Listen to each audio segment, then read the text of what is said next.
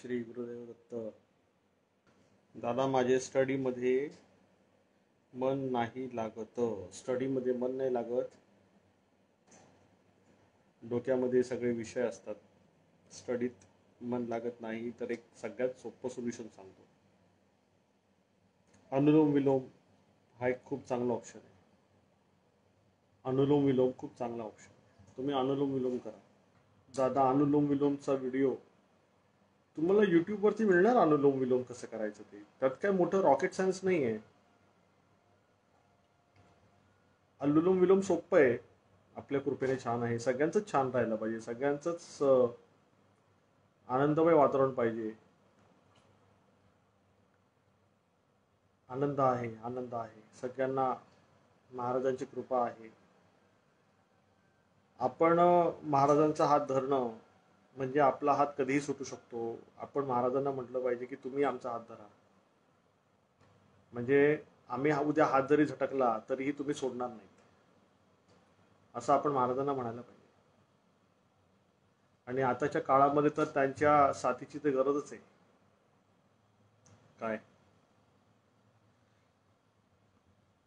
त्यांच्या साथीची गरज येते. नाही येत आवाज, मग हँड्स फ्री वगैरे वापरा. आवाज मोठा करा. आवाज मोठा करा.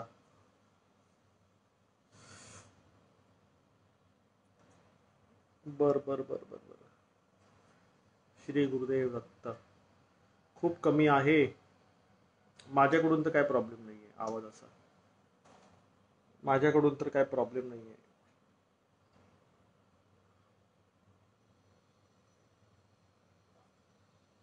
कुंभार श्री गुरुदेव दत्त. कुंभार श्री गुरुदेव दत्त. कमी आहे आवाज सावंत भाऊ. माझ्याकडून काही इश्यू नाही आहे. टेक्निकल काही प्रॉब्लेम नाही आहे माझ्याकडून. माझा व्हॉल्यूम इथं मोठाच आहे. माझा व्हॉल्यूम मोठाच आहे. माझ्या व्हॉल्यूममध्ये काहीच प्रॉब्लेम नाही.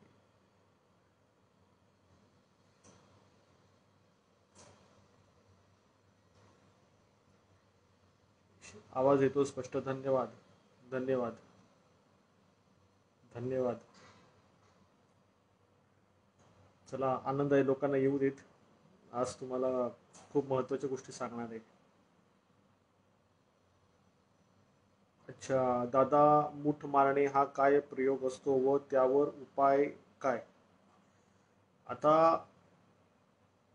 आता हे मूठ मारण्याचा जो प्रयोग आहे ना, याच्यामध्ये खूप प्रकार पडतात. याच्यामध्ये खूप प्रकार पडतात. आता जे मालवणमध्ये वगैरे आहे, किंवा जे सोलापूर साईडला आहेत, किंवा ठाणे जिल्ह्यामध्ये वाडा मोखाडा साईडला आहे. लक्षात घ्या, नोट करा. हे तुम्ही जर महाराष्ट्राला अनुसरून जर विचारणार असाल तर त्याचे प्रकार खूप आहेत. महाराष्ट्राच्या बाहेर कामरूप कामाख्याच्या इकडचे प्रकार खूप आहेत. कळलं? तर मूठ मारण्याच्या प्रयोगामध्ये आता जिथपर्यंत मला माहिती आहे, खूप प्रकार पडतात. तुम्हाला लोकांना इंटरेस्ट असेल तर सांगेन. उगाच काय त्याला बोलायला म्हणजे काय, कोणी विचारलं म्हणून बोलणं असं नाहीये. जर कोणाला इंटरेस्ट आहे ऐकण्यामध्ये तर सांगणार.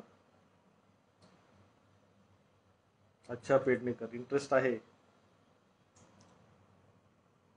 मूठ मारण्याचा प्रयोग असतो हा कॉमनली ब्लॅक मॅजिक मध्ये यूज केला जातो. कॉमनली ब्लॅक मॅजिक मध्ये तो वापरला जातो, मूठ मारण्याचा प्रयोग. आणि तो इझी आहे करायला. आणि अच्छा, खापत्रे भाऊ, आवाज मोठा करा. माझ्याकडून काहीच प्रॉब्लेम नाही. एखाद्याला वेळ कसे लावले जाते ते पण करता येतं. काही करता येतं, काही करता येतं. चला, तुम्हाला आज मी सांगतो. पण तुम्हाला लोकांना इंटरेस्ट तर पाहिजे. More Shri Gurudev Datta More. More, I am happy to see you my friend. बर, हा चालेल. हा दादा, स्मशान पारायण गुरुत्कष्टद्र स्तोत्र घरात कुणी नसेल आजारी तरी चालणार आहे. चला, ते पण मी तुम्हाला सांगतो. चला, ते पण सांगेन तुम्हाला. मी इथे एक लक्षात घ्या, माझं एकच स्टेटमेंट आहे. मी इथे तुम्हा लोकांना पॉवरफुल करायला बसलेलो आहे. तुम्हा लोकांना पॉवर द्यायला बसलेलो आहे. तुम्ही लोकांनी पॉवर घ्यायची, कमवायची, महाराजांना समर्पित करायची, स्वतःचं लाईफ जगायचं. आहे की नाही? माझं एकच आहे, दत्तप्रबोधिनी न्यास ची जी स्थापना आहे ही महाराजांच्या भक्तांना पॉवर मध्ये आणण्यासाठी आहे. म्हणजे मी माझ्याकडे स्वतःकडे काहीच ठेवत नाही, जे काय सगळं महाराजांनी दिलं हे सगळं तुमचं आहे, ही माझी धारणा आहे. माझ्याकडे पारदर्शकपणा आणि प्रामाणिकपणा जो आहे तुमच्या प्रती, तो मला पदोपदी महाराजांच्या कृपेने तुमच्या समोर ठेवण्यासाठी संधी देतात महाराज. कळालं?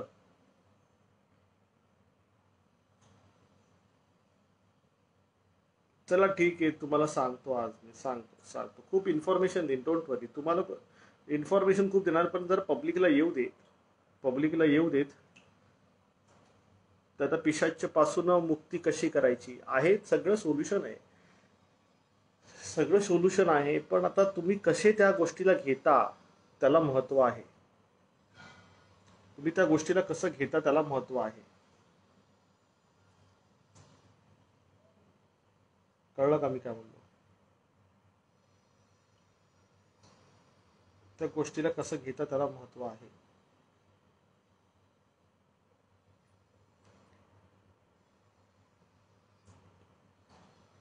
छोरीताई, आईची तब्येत बरी आहे का आता? अच्छा, मला काळ भैरव देवाची सात्विक साधना कशी करायची ते सांगा. बर, ठीक आहे, सात्विक साधना पण सांगतो. ठीक आहे, पब्लिकला तर येऊ द्यात. काय होतंय, कधी लाईव्ह मध्ये तुम्ही सगळेजण येता, तुमच्या कामधंद्यातून तुम्ही वेळ काढता. तुम्ही आता प्रवासात काही किती लोक आहेत ते माहिती नाही आपल्याला. घरात महिला वर्ग जेवण बनवताना कुठेतरी असं मोबाईल ठेवतात आणि कदाचित हँड्स फ्री वगैरे वापरत असेल किंवा स्पीकरवर फोन असतो. पण सांगण्याचा माझा अभिप्राय काय आहे की तुमच्या सगळ्यांची जी इन्व्हॉल्वमेंट आहे ना, ती इतकी जबरदस्त आहे की त्या प्रेमाला ना तोड नाही. तुमच्या सगळ्यांच्या प्रेमाला तोड नाही. त्या अर्थी काय होतं की माझी कमिटमेंट तुमच्या या प्रेमापोटी एकदम एक्स्ट्रीम लेवलला असते. आज जर माझ्या आयुष्यात, जर तुम्हा सगळ्यांसाठी मी सांगण्याचं, मी काही जास्त इमोशनल नाही होत आहे, आज जर माझ्या लाईफमध्ये जर सगळ्यात जास्त माझं सगळ्यात मोठं जर काही धोरण आहे, माझी काही भूमिका, ती सगळी तुमच्यासाठी. तुमच्या लोकांचं जीवन चांगलं झालं पाहिजे, तुम्हाला प्रोटेक्टेड लाईफ मिळालं पाहिजे, महाराजांचं आणि तुमच्यामधलं अंतर कमी झालं पाहिजे. बाकी तुम्ही महाराजांना काय विचारता आणि महाराज तुम्हाला काय देतात किंवा काय डस्टर फेकून मारतात, हातात जे येईल ते फेकून मारतात, ते तुम्हाला प्रेमाने पायजवळ बसत, तो त्यांचा विषय झाला. म्हणजे काय, नाही मला काही सिद्धीची आस्था आहे, नाही मला आवड आहे, नाही मला कुठल्या गोष्टीची आसक्ती आहे. मला एकच माहिती आहे, ज्यासाठी जन्म झाला, की तुम्ही सगळे महाराजांचे भक्त आहात, स्वामी भक्त आहात. तुम्हाला महाराजांपर्यंत पोहोचवणं म्हणजे तुमच्यामधलं आणि महाराजांचं अंतर कमी करणं, ते कार्य दत्तप्रबोधिनी न्यास आहे. दत्तप्रबोधिनी ते कंटिन्युएशन मध्ये ठेवणार अंडर एनी कंडिशन. कळलं? आनंद आहे. सांगतो साळवे भाऊ, लहान मुलांसाठी कोणता जप करावा ते पण सांगतो. अच्छा, आता ठीक आहे, आता याच्यामध्ये लक्षात घ्या, तुमच्यापैकी मला मला रिपोर्ट्स पाहिजेत. मला पहिले रिपोर्ट्स असे पाहिजेत की स्मशान पारायण किती लोक डेली बेसिसवर करतायत आणि कसे कसे अनुभव तुम्हा लोकांना येत आहेत. कारण स्मशान पारायण जे केले गेलेलं आहे ज्या मुहूर्तावरती, ते टाइम ट्रॅव्हलिंगशी कनेक्टेड आहे. तो विषय टाइम ट्रॅव्हलिंगशी कनेक्टेड आहे. मला सांगा, स्मशान पारायण किती लोक करतायत? कारण की हा खूप महत्वाचा विषय आहे. जर तुम्ही स्मशान पारायणामध्ये जर तुम्ही इन्व्हॉल्व्ह होत आहात, तर तुम्ही खूप मोठ्या आध्यात्मिक अनुसंधानाशी जोडले जातात. एखाद्या जमिनीवर पाणी कसे ओळखायचे ते पण सांगतो. एकदम सोपा विषय सांगतो.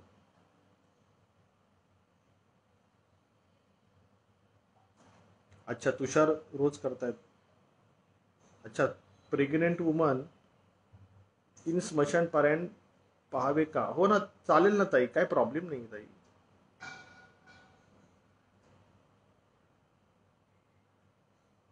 हा चालेल, विष्णू सहस्त्रनाम पाठ केलं तरी चालतोय. ठीक आहे.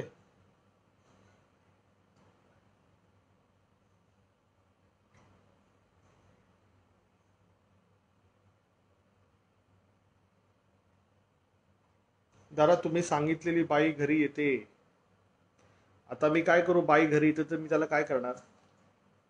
कोविडच्या काळात आपण ही काळजी घ्या, मीही माझी काळजी घेतो, मीही बाहेर असतो, कधी कधी जीवाला उदार होऊन आउट ऑफ द ट्रॅक जाऊन कामं करावी लागतात, आउट ऑफ द लिमिट जाऊन कामं करावी लागतात, जावं लागतं, कधी कधी उभं राहावं लागतं, कधी कधी उभं राहावं लागतं. पण शेवटी काय असं मी तुम्हाला एक सांगतो ऐका, आपण जर प्रामाणिक आणि पारदर्शक आहोत आणि महाराजांच्या कार्यात जर आपण समर्पित आहोत तर महाराज आपल्याला काही होऊ देत नाहीत. भले कोरोना पेशंट असो किंवा कुठली महामारी असो किंवा कसं, त्यांनी त्या कोरोना पेशंटला, आता तसं कोणी करू नका पण जाऊ दे, नाही बोलणार मी, म्हणजे सांगण्याचा अभिप्राय असा की त्या संघटित जरी राहिले तरीही महाराज काही होऊ देत नाहीत. कळलं? ही शक्ती आहे, ती सगळी शक्ती आहे. अच्छा दादा, मी करतो दररोज आणि मला शरीराला गरम गरम वाफ लागते. ऐका, मी तुम्हाला सगळ्यांना खूप महत्वाचा पॉईंट सांगतोय. आता हा पॉईंट तुम्ही लोकांनी नोट करायचा आहे.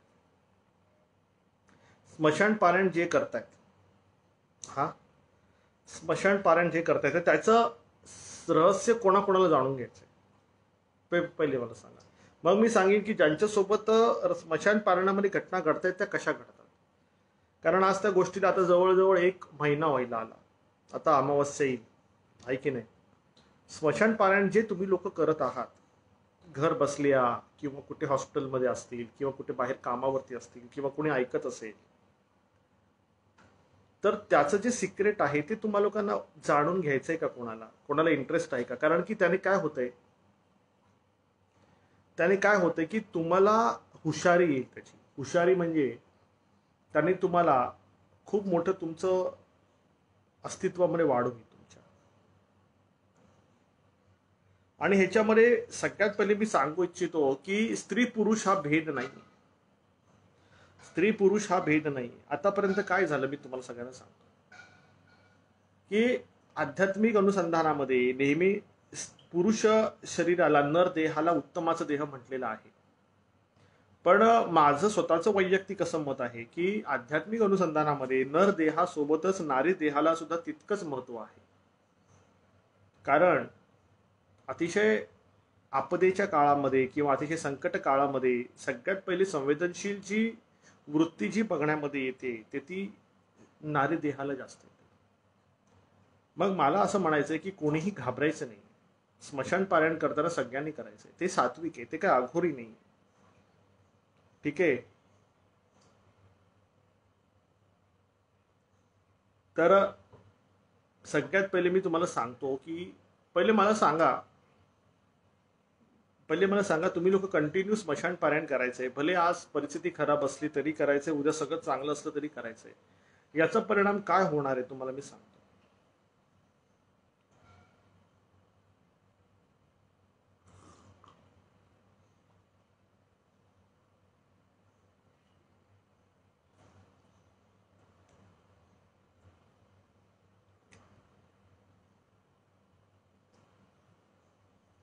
बरं, ठीक आहे, सांगतो. स्मशान पारायण, तुम्ही ज्या वेळेला स्मशान पारायण करता, मग तुम्ही काय करता की युट्यूबवरती तुम्ही जाता आणि ते स्मशान पारायणाची लिंक आहे, काही लोकांनी ती डाउनलोड केलेली आहे, तर काही लोक डायरेक्ट युट्यूबवरून बघतात. ठीक आहे. आता स्मशान पारायण बघत असताना तुमचं जे चैतन्य आहे ते पॉइंट नंबर 1. पॉइंट नंबर 2, तुमची जी प्राणशक्ती आहे, लक्षात घ्या, चैतन्य वेगळं आहे आणि प्राणशक्ती वेगळी आहे. तुमची प्राणशक्ती स्मशानाच्या प्राणशक्ती सोबत एकरूप होते. कळालं? Point number 2. पॉइंट नंबर 3, तुमची वृत्ती जर वैरागी असेल किंवा अर्थात तुमच्या अंतरीमध्ये वैराग्याची भावना जर प्रस्फुटित झाली असेल, तर तुम्हाला देहाने तुम्ही कुठेही असा, तुम्ही टोकियो पासून लंडन पर्यंत कुठेही बसा, तुमच्या आत्म्याला, तुमच्या सूक्ष्म देहाला स्मशानामध्ये स्थिरता येते.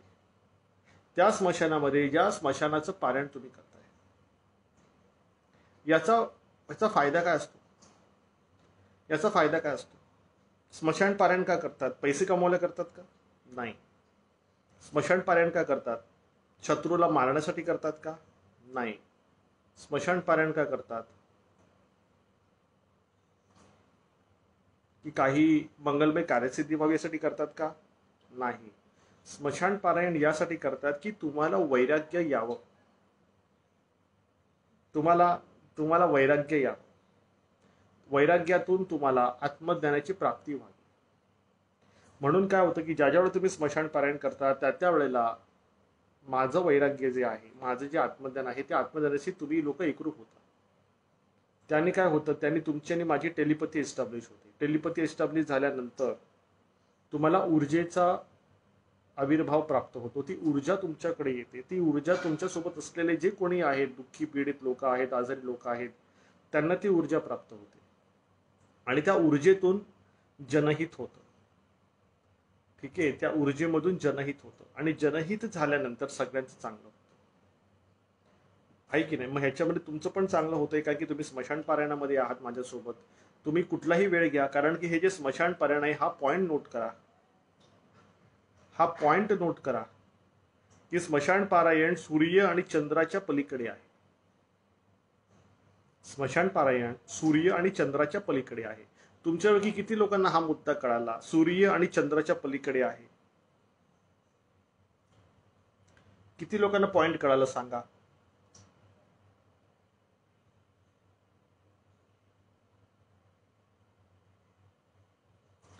स्मशान पारायण सूर्य आणि चंद्राच्या पलीकडे आहे. इडा आणि पिंगलेच्या पलीकडे आहे. तुमच्यापैकी किती लोकांना हा मुद्दा कळाला? सबनीस भाऊ पॉइंट नंबर 1 पुन्हा सांगितला असता, पण आता माझ्याकडे रिपीट नाही होणार आहे विषय. तुम्ही हवं तर लाईव्ह सेशन एकदा परत बघा. आणि नाही कळलं हरकत नाहीये, मला रविवारी विचारा. नाही, काहीच प्रॉब्लेम नाहीये, रविवारी युट्यूबवर विचारा. पण मला एक सांगा, स्मशान पारायण सूर्य आणि चंद्राच्या पलीकडे आहे हे तुमच्यापैकी किती लोकांना कळालं? आता तुम्ही सगळे करताय ना, मग तुम्हा लोकांना मला त्याचं उपदेश तर द्यावा लागतो. नाम पारायण ही नाण्याची एक बाजू झाली. नाम पारायण ही एक बाजू झाली आणि दुसरी पारायण उपदेश आहे. उपदेश, नाम पारायण ही एक बाजू आणि उपदेश ही दुसरी बाजू. या दोन्ही नाण्याच्या बाजू एकत्र येऊनच नाणं उभं राहतं आणि ते पळायला लागतं. अरे बापरे. हा, इडा आणि पिंगला नाडीच्या पलीकडे, म्हणून मी मगाशी इडा आणि पिंगला शब्द वापरला. आता ज्यावेळी तुम्ही पारायण करता स्मशान पारायण, त्यावेळेला तुम्ही इडा आणि पिंगलेच्या पलीकडे असता. तुम्ही सूर्य आणि चंद्राच्या पलीकडे असता.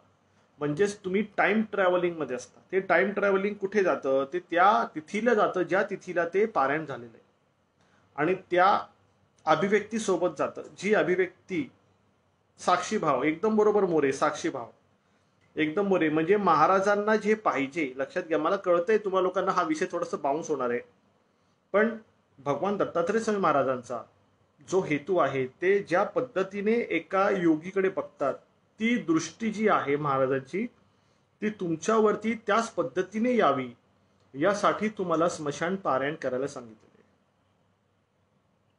यासाठी तुम्हाला लोकांना स्मशान पारायण करायला सांगितले.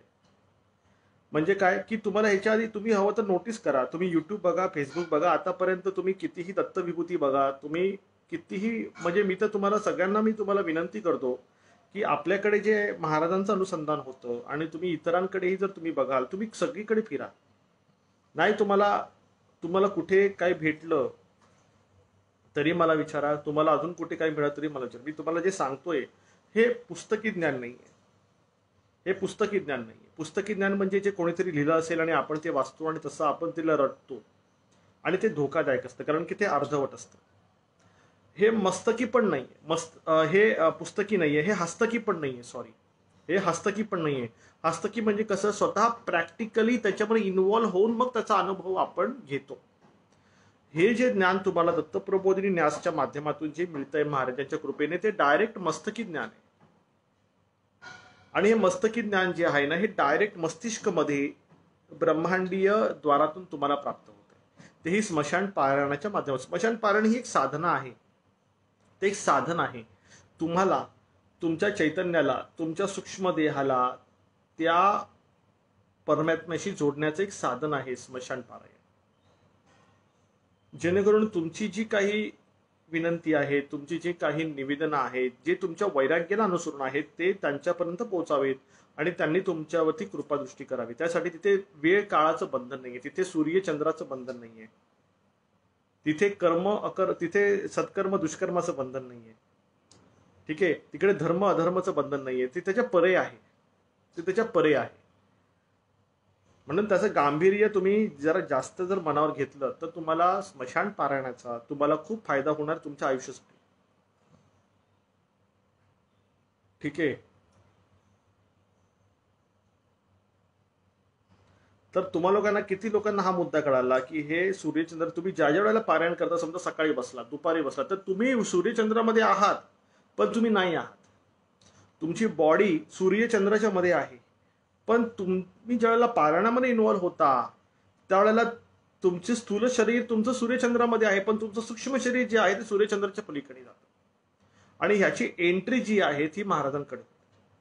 मग महाराज काय करतात, तुमच्यावरती ती कृपा करतात.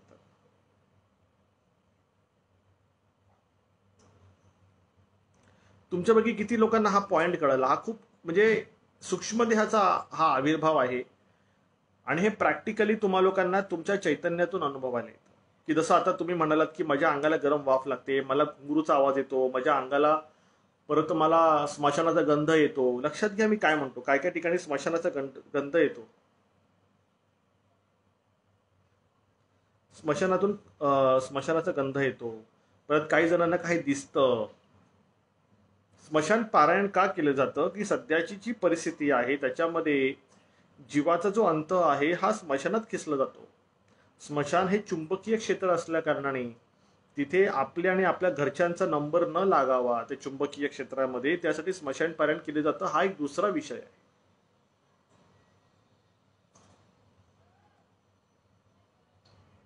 म्हणजे तुम्ही सगळे समजूतदार आहात, तुम्हाला सगळ्यांना कळाल की स्मशान पारायणाचं तत्व काय आहे. म्हणजे तुम्ही कधीही दिवसभर सकाळ दुपार संध्याकाळी कधीही करा, शेवटी तुम्ही सूर्यचंद्राच्या पलीकडेच पोहोचणार आहात, जे तुम्हाला अनुभव येतो. तुम्ही देहाने कुठेही थांबा, बघा तुम्हाला चितेची उष्णता जाणवणार, बघा तुम्हाला गंध येणार, बघा तुम्हाला घुंगरूचा आवाज येणार, बघा तुम्हाला कोणीतरी आजूबाजूला असण्याचा तुम्हाला, कारण की तुम्ही त्या ट्रान्समध्ये जाता. तो ट्रान्स जो आहे तो त्यावेळेचा ट्रान्स आहे ज्यावेळेला ते पारायण झालं. त्यावेळेला लाखो भूत प्रेत पिशाच्य ते पारायण ऐकायला तिथे होते. ते पारायण ऐकायला तिथे होते. कोणी बाजूला बसलं होतं, कोणी चितेवर बसलं होतं, कोणी वरती लटकलं होतं. म्हणजे नुसतं मनुष्य जातीसाठी ते पारायण नव्हतं, तर भूत प्रेत पिशाच्य जे मारले गेलेले आहेत आणि त्यांचा आत्मा तिथे तडफडतोय मुक्ती हेतू, त्या पिशाचिनीच्या मुक्ती हेतू, ते सुद्धा तिथे शांतपणे बसून महाराजांचं पारायण ऐकत होते. विषय कळाला? आनंद आहे, आनंद आहे. श्री गुरुदेव दत्त. तुम्ही आता बोललात भक्ती ही निस्वार्थ आणि पारदर्शक असावी. दादा, आठवड्यापूर्वी असाच आवाज देहातून आला, याचा अर्थ काय? खूप त्रास झाला या शब्दाचा. सकपाळ, तुम्ही समजूतदार आहात, तुम्हाला माहिती आहे भक्ती ही निस्वार्थ पाहिजे. निस्वार्थ भक्ती कशी असते सांगू का? मेरी भक्ती गुरु की शक्ती, ही निस्वार्थ भक्ती झाली. निस्वार्थ भक्ती म्हणजे काय झालं की माझ्या जीवन काळात, माझ्या सकाळपासून ते रात्रीच्या माझ्या जीवन प्रवासामध्ये, रात्रीपासून ते सकाळपर्यंत माझ्या जीवन प्रवासामध्ये जे काही घडतंय ते माझ्या आराध्य दैवताच्या कृपेने, माझ्या सद्गुरूच्या इच्छेने घडतंय. ही धारणा आपल्या पदोपदी पाहिजे. दादा, सद्गुरू प्राप्तीसाठी काय करावं? Shirke, it's a long term journey. It's a long term journey. हा दादा, एक दिवस गरम वाफा लागत होती. हा ना, कारण मला एवढंच तुम्हाला लोकांना सांगायचं की तुम्ही लोक हे सोडू नका. तुमच्या लोकांना त्या ट्रान्समध्ये जायला मिळतंय. तुम्ही जे सुषुम्नेतून म्हणजे इडा आणि पिंगलेतून तुम्ही बाहेर येताय, इडा आणि पिंगलेतून तुम्ही बाहेर येताय, तुम्ही सूर्यचंद्रातून बाहेर येताय आणि सुषुम्नेमध्ये प्रवेश करताय ना, ही तुमच्यासाठी गोल्डन अपॉर्च्युनिटी आहे की तुम्ही लोक स्मशान पारायण कंटिन्यू करा. आणि ह्या स्मशान पारायणातून तुम्ही अनुभव प्राप्त करा. ह्या स्मशान पारायणातून तुम्ही अनुभव प्राप्त करा. काही काही ठिकाणी तर मी साधकांना भस्म धारण करताना पाहिलेले, स्मशानामध्ये भस्म धारण करताना पाहिले. ह्याचा अर्थ असा आहे की तुम्ही अघोरी. अघोरी नाही. स्मशान अघोरीसाठी नसतं. स्मशान वैराग्याने आत्मदानासाठी असतं. तिथे माईला प्रवेश नसतो, तिथे कामला, तिथे वासनेला प्रवेश नसतो. कळालं? तर माझं असंच तुम्हाला लोकांना सगळ्यांना सांगणं आहे की तुम्ही कृपया करून स्मशान पारायण जर तुम्हाला अनुभव येत असतील त्यातून, तर तुम्ही कृपया करून ते कंटिन्यू करा. त्यातून तुम्हाला खूप मोठी आध्यात्मिक प्रगती आणि आध्यात्मिक शक्ती प्राप्त होऊ शकते, जी निस्वार्थ रूपाने कार्य करणारी आहे. लक्षात घ्या, जी निस्वार्थ रूपाने कार्य करण्याची शक्ती आहे. हा दिवस काम करताना पारायण केलं तरी चालेल, एका ठिकाणी बसून नाही केलं तरी चालतंय. दिवसा काम करताना पारायण ऐका. हा, दिवसा पारायण करताना काम करा, काम करताना पारायण करा. तुम्हाला महाराज काही बोलणार नाहीत. महाराजांनी टोटल आपल्याला फ्री रॅडिकल ठेवलेलं आहे. महाराज काय म्हणतात की तू जे कर्म करशील ते माझ्या इच्छेने करतोयस हे तू धारणा कर. नाही, स्मशान पारायण करताना खाली बसावं नाही लागत. तुम्ही कानामध्ये ते हँड्स फ्री वापरून पण तुम्ही बघू शकता आणि कंटिन्यू तुम्ही मनोयोगे जोडले जा. तुम्ही तुमच्या मानस वृत्तीने जोडले जा. सगळ्या मानस वृत्तीने जोडले जाल ना, तर तुम्हा लोकांना खूप मोठा ब्रेक आहे अध्यात्मामध्ये. म्हणजे तुम्ही कधी विचार पण नसेल केला की असंही होऊ शकतं की आम्ही घरामध्ये पडलेलो आहे आणि आमचं सूक्ष्म देह तिथे स्मशानात बसून पारायण करतोय. हा, म्हणजे तुम्ही सोफ्यावर बसलेले आहे तर कोणाला कळणार आहे की तुम्ही सोफ्यावर बसलेले आहेत? तुमच्या मनामध्ये जी धारणा झालेली आहे ती धारणा तुम्हाला तिथे घेऊन जाते आणि तिथे बसून तुमच्याकडून ती साधना करून घेते. म्हणजे ह्याचा तुम्हाला कोणा काय फायदा होऊ शकतो? आज आपण देहामध्ये आहोत, आज हे स्थूल देह आहे. हा, आज हे स्थूल देह आहे. आज ठीक आहे, आज आपण साधना करतोय. उद्या स्थूल देह नसताना काय कराल तुम्ही? मग बोमला. मग बोमला आहे की नाही? आहे. मग आता त्या परिस्थितीला तुम्हाला जर कट करायचं असेल ना, तर आतापासूनच सूक्ष्म देहामध्ये प्रवेश करायचा. म्हणजे स्मशान पारायणातून ट्रान्समध्ये जायचं. ट्रान्समधून त्या गोष्टी अनुभवायच्या जिथे प्रत्यक्ष उभं राहून ज्या गोष्टी चितेसमोर आपल्याला अनुभवता येत आहेत त्या घरात बसून किंवा कुठे कामावर असताना त्या अनुभवायच्या असतात. म्हणजे तुम्ही देहाच्या पलीकडे जाऊन तुम्ही त्या तत्वाशी जोडले जाताय, जे तत्व परमात्म्याशी एकरूप करतं.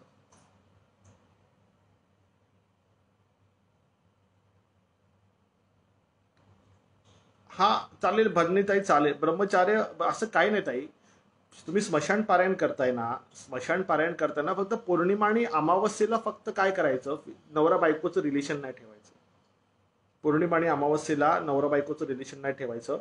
बाकीच्या वेळेला जर नवरा बायकोचं रिलेशन असेल तर रिलेशन झाल्यानंतर कृपया करून स्वच्छता पहिली करायची. कारण की वेताळेश्वराला घाणेरडेपणा चालत नाही, आहे की नाही? वेताळेश्वराला किंवा आंघोळ करायची, ठीक आहे? वेताळेश्वराला घाणेरडेपणा चालत नाही, तो चिडतो. म्हणून जर ब्रह्मचर्य पाळता येत नसेल नवरा बायकोने, हरकत नाहीये, पटकन आंघोळ करायची असते त्यावेळेला, ठीक आहे? जेणेकरून तुम्हाला शुचिर्भूत होता येतं. पण तसंच पडून नाही राहायचं, कारण की तो कोपला किंवा त्रास होणार.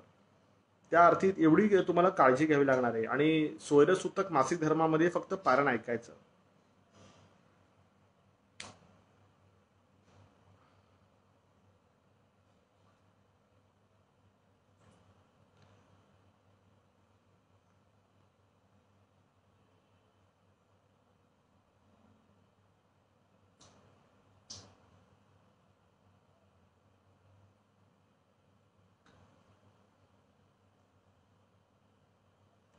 अच्छा, भैरव प्रहरात माझ्याकडे तर भैरव साधनाचं 24/7 असते.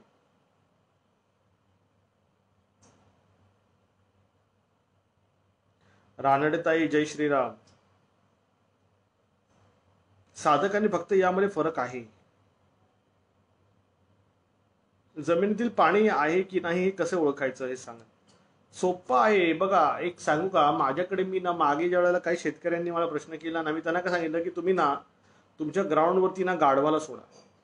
गाढव प्राणी आहे ना, गाढवाला सोडा.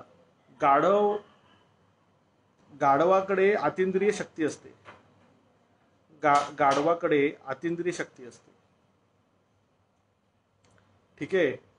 आणि त्याच्यामध्ये कसं आहे की त्याला जर तुम्ही मैदानात सोडत असाल तर तो त्या ठिकाणी जाऊन बसतो ज्या ठिकाणी पाण्याचा झरा वगैरे आहे. पाण्याचा झरा वगैरे आहे किंवा ज्या ठिकाणी पाण्याचा स्रोत आहे तिथे जाऊन तो बसतो. आणि हा चांगला आहे हा विषय. तर तुम्ही तसं एकदा करून बघा. आणि ज्यांना पर्सनल प्रश्न आहे त्यांनी प्रतिनिधीने कॉन्टॅक्ट करा. बरं, डॉक्टरांनी कोणती काळजी घेणे योग्य आहे? बरं, खूप चांगला प्रश्न आहे. सध्या डॉक्टरांचं कार्य खूप गहनही आहे आणि खूप महानही आहे. त्यांची मानसिकता ज्या पद्धतीने सक्रिय आहे जनहितार्थ, ती खूप मोठी गोष्ट आहे.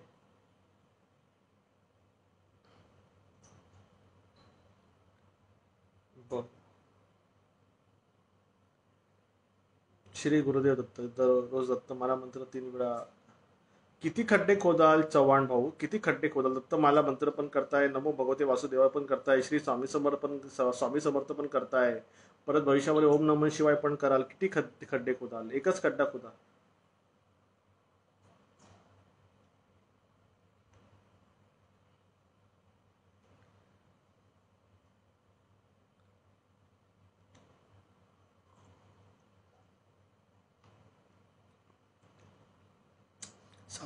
साधक आणि भक्त यामध्ये काय फरक आहे? त्यांच्या साधना किंवा भक्तीमध्ये काय अंतर आहे? साधक हा साधनेमध्ये लिप्त असतो. साध्य आणि समाधीची शृंखला आहे ती साधकासाठी असते. भक्त जो असतो तो त्या देवाच्या गोडीमध्ये लिप्त असतो. साधक हा साधन साध्य समाधीमध्ये लिप्त असतो किंवा त्या शृंखलेमध्ये लिप्त असतो. आणि भक्त हा देवाच्या गोडीमध्ये लिप्त असतो. कळालं? साधक जो आहे तो साधनेला ओळखतो, साध्यला ओळखतो आणि समाधी जाणतो. भक्त जो असतो तो निर्विकल्पपणे, निस्वार्थीपणे, अनकंडिशनली त्या भक्ताच्या गोडीमध्ये असतो. त्याचे कर्म काही असू शकतात. तो सत्कर्मी पण असतो, तो दुष्कर्मी पण असू शकतो. पण साधक हा एका एका डायमेन्शनमध्ये चालत असतो. जसं साधना, साध्य आणि समाधीमध्ये.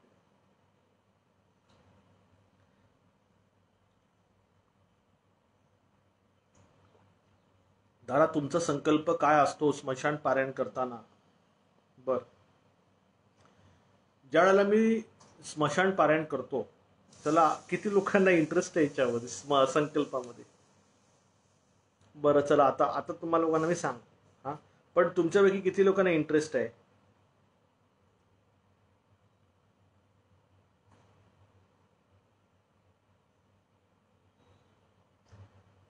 स्मशान पारायण स्मशान पारायण करताना माझा काय संकल्प असतो, हा संकल्प थोडा तुम्हाला समजण्यासाठी थोडा वेळ द्यावा लागेल, थोडं स्वतःला वेळ द्यावा लागेल.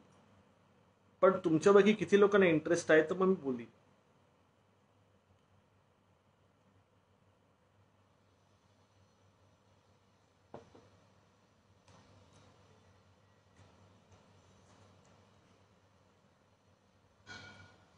बरं, ठीक आहे, सांगतो.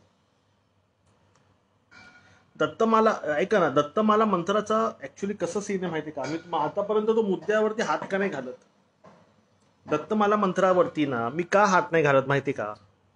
कारण की तो ना खूप मोठा आहे. तो खूप मोठा आहे. आणि जे मी जे मी एका छोट्याशा नामामध्ये धारण करू शकतो ना, ते एवढ्या मोठ्या निबंधाच्या मंत्रामध्ये नाही करू शकत.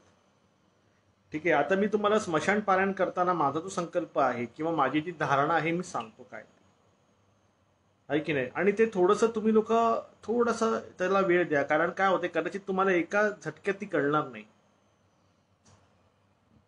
एका झटक्यात ती तुम्हाला कळणार नाही, आहे की नाही.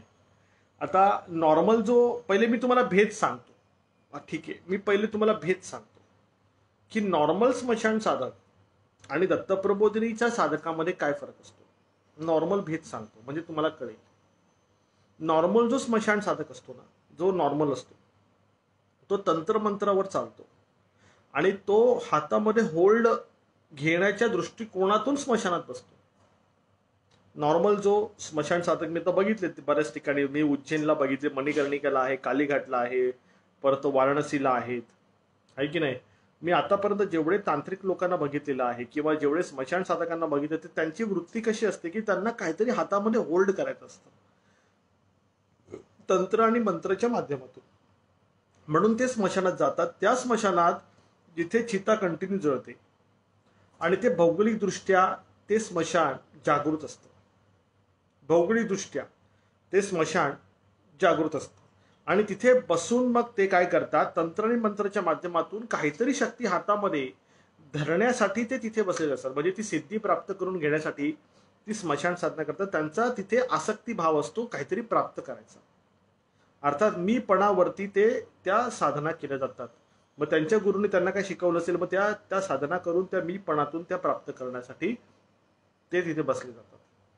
हा, आणि काही अंशी त्यांना ते प्राप्त पण होतं, का की स्मशान सिद्ध होतं, स्मशान जागृत होतं, स्मशान उचललं जातं. ठीक आहे, स्मशान उचललं जातं, पण स्मशान बसवलं जात नाही लोकांकडून, मग त्याचं नुकसान त्यांना होतं. म्हणून योग्य गुरुच्या सानिध्यामध्ये स्मशान उचलायचं असतं. हा, आपण उचललेलं स्मशान बसवता पण आलं पाहिजे. तर ते नाही बसवलं तर मग उचललेल्याचा जीव जाऊ शकतो. पॉईंट नंबर 1 हे झालं त्या तंत्र आणि मंत्राच्या माध्यमातून केल्या जाणाऱ्या या स्मशान साधनेचा सगळ्यात पहिला विषय, जो स्वार्थी हेतूने केला जातो. Point number 1. आता आपल्याकडचा विषय, पॉईंट नंबर 2. दत्तप्रबोधिनी न्यास जो आहे, तुम्हाला किती लोकांना दत्तप्रबोधिनीचा अर्थ माहिती आहे मला सांगा. आता बघू दे किती हुशार आहेत. आता माझ्यासोबत एका वर्षापेक्षा जास्त काळ तुम्ही जोडले गेले, तर आज तुम्हाला मी दत्तप्रबोधिनीचा अर्थ विचारणार. दत्तप्रबोधिनी न्यासचा अर्थ कोण सांगू शकतो? मग मी तुम्हाला सांगतो ना माझा संकल्प काय आहे. माझा संकल्प समजून घेण्यासाठी आधी तुम्हाला याचा अर्थ कळायला पाहिजे. दत्तप्रबोधिनी न्यास तुमच्यापैकी किती लोकांना माहिती आहे? दत्तप्रबोधिनीचा अर्थ, न्यासचा अर्थ पण सोपा आहे. न्यास म्हणजे स्थापना करणे. दत्तप्रबोधिनीचा अर्थ किती लोकांना माहिती? नाही माहिती? बर, कोणालाच नाही माहिती का? दत्तप्रबोधिनीचा अर्थ कोणालाच नाही माहिती का? मागच्या बऱ्याच लाईव्ह मध्ये मी सांगितलं होतं एकदा, अजून त्याच्यातलं गहन अर्थ सांगेन. स्मशान पालनाशी जोडलेला विषय. दत्तप्रबोधिनीचा अर्थ कोणाला माहिती?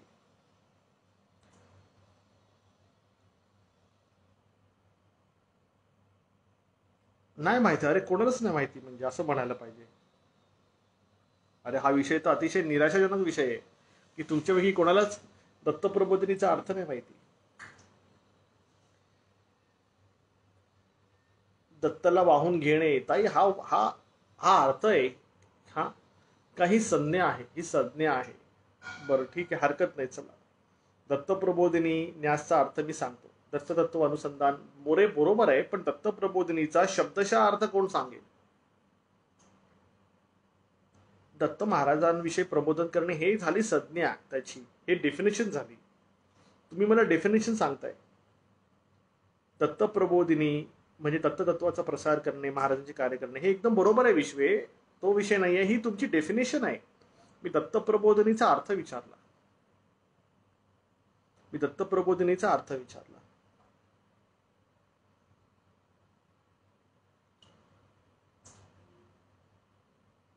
दत्त हे आहे, एकदम बरोबर आहे. तुम्ही डेफिनेशन, सगळेजण तुम्ही डेफिनेशन सांगताय. कारण आता तुम्हाला ऐका, आता मी तुम्हाला स्मशान पालनाचा संकल्प सांगणार आहे ना, तर संकल्पाआधी तुम्हाला दत्तप्रबोधिनीचा अर्थ कळायला पाहिजे. कारण की सगळी ऊर्जा जी आहे ही दत्त गुरूंच्याच सानिध्यातून येते.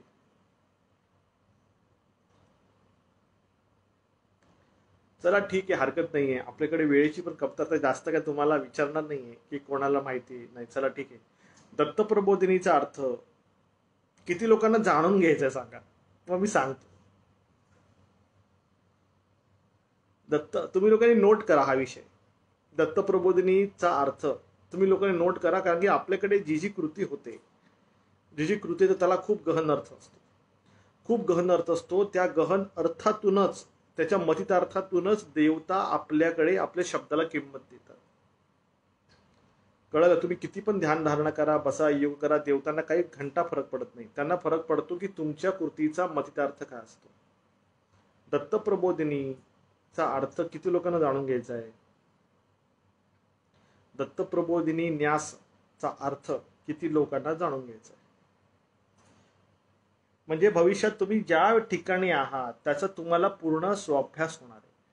तुम्हाला अर्धवट ज्ञान द्यायला इथे नाही बसलेलो. तुम्हाला पूर्ण परिपक्वतेने तुम्हाला महाराजांसमोर उभं करणं हे माझं उद्दिष्ट आहे. परिपक्वतेने तुम्हाला पूर्ण परिपक्वता पाहिजे की सद्गुरू समाजासमोर कसं उभं राहिलं जातं. महाराजांसमोर महाराजांचे जे सद्गुरू आहेत, टेंबेश्वर महाराज आहेत, साटम महाराज आहेत, बाप्पा सीताराम महाराज आहेत, समर्थ रामदास स्वामी आहेत, काका महाराज खानोलकर आहेत, पेंढारकर स्वामी महाराज आहेत, साईनाथ महाराज आहेत, अनंतानंद साईस महाराज आहेत, कळालं, नाना महाराज तराणेकर आहेत, यांच्यासमोर कसं उभं राहिलं जातं. कळालं. दत्तप्रबोधिनी ठीक आहे सांगतो. चला, आनंद वाटला, तुम्हा लोकांना जाणून घेण्यात आनंद आहे, त्याबद्दल मलाही कौतुक वाटलं की चला आज तुम्हाला खरं अर्थाने कोणाला तरी आज काहीतरी जाणून घ्यायचंय.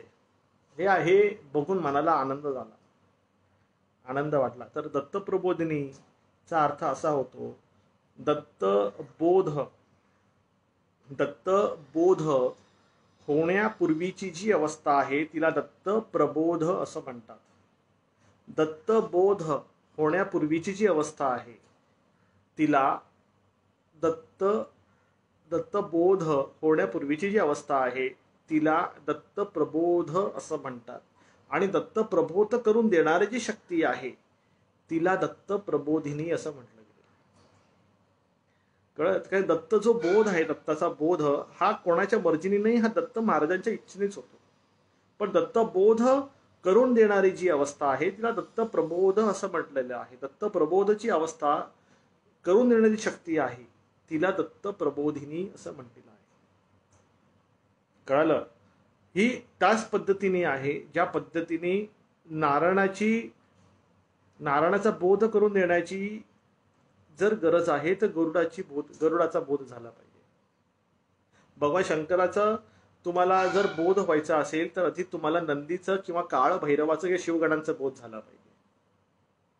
कळालं.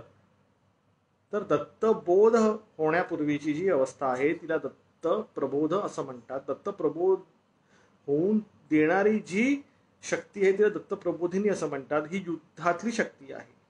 दत्तप्रबोधिनी ही युद्धभूमीतली शक्ती आहे. आणि दत्तप्रबोध करून देणारी जी शक्ती आहे ती महाकाली स्वरूपामध्ये व्यक्त होते. ती महाकाली स्वरूपामध्ये दत्तप्रबोधिनी हा महाकाली, भगवती महाकालीचा हा एक अंतरंगातला एक खूप मोठा भाव आहे, तात्विक भाव आहे. दत्तप्रबोधिनी भगवती महाकालीच्या अंतरंगातला, षोडशी राजराजेश्वरीच्या अंतरंगातला खूप मोठा तात्विक भाव आहे, ज्याचं उल्लंघन ती कधीही स्वतः करत नाही की ती कधी कोणाला करू देत नाही. आणि भगवती महाकालीचं मूळ निवासस्थान जे आहे ते स्मशानामध्ये आहे. मग दत्तप्रबोधिनी न्यासमध्ये जे आहे, न्यास म्हणजे ती स्थापना करणे, न्यासमध्ये स्थापना करणे, संन्यास म्हणजे स्वतःमध्ये स्थापना करणे. मग दत्तप्रबोधिनीचा जो न्यास आहे त्या दत्तप्रबोधिनी न्यास असं म्हणतात. आणि दत्तप्रबोधिनी न्यास म्हणजेच भगवती महाकालीचा न्यास. भगवती महाकाली ही सूक्ष्म अदृश्य शक्ती आहे दत्तप्रबोधिनी न्यास. ज्या भगवती महाकालीच्या आज्ञेवरती किंवा भगवती महाकालीच्या कृपादानाला प्राप्त होण्यासाठी आधी महाकाल भैरव अर्थात काल भैरवची उपासना केली जाते. काळ भैरवची उपासना केली. तुम्हाला सगळ्यांना माहिती असतं आधी भगवतीची साधना होण्याआधी सद्गुरु दीक्षा अर्थात भैरव दीक्षा तुम्हाला असायला पाहिजे. म्हणजेच काळ भैरव कृपेनेच तुम्ही भगवती महाकालीची साधना करू शकता, अर्थात भगवती कालीची साधना करू शकता. मग भगवती महाकालीने भगवती काली जी आहे तेच दत्तप्रबोधिनी न्यास आहे स्वतः, पण ते सूक्ष्म आणि गुप्त रूपाने त्याच्यामध्ये ते व्यापून राहिलेले आहेत.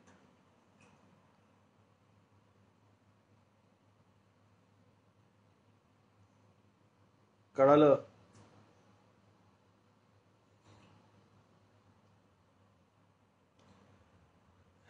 आनंद आहे, आनंद आहे. किती लोकांना कळाला अर्थबोध, किती लोकांना कळाला हे असं पण विचारावं लागतं किती लोकांना कळाला. कारण काय असतंय, नाही कळाला तर मला परत एकदा सांगावं लागणार आहे. किती लोकांना कळाला.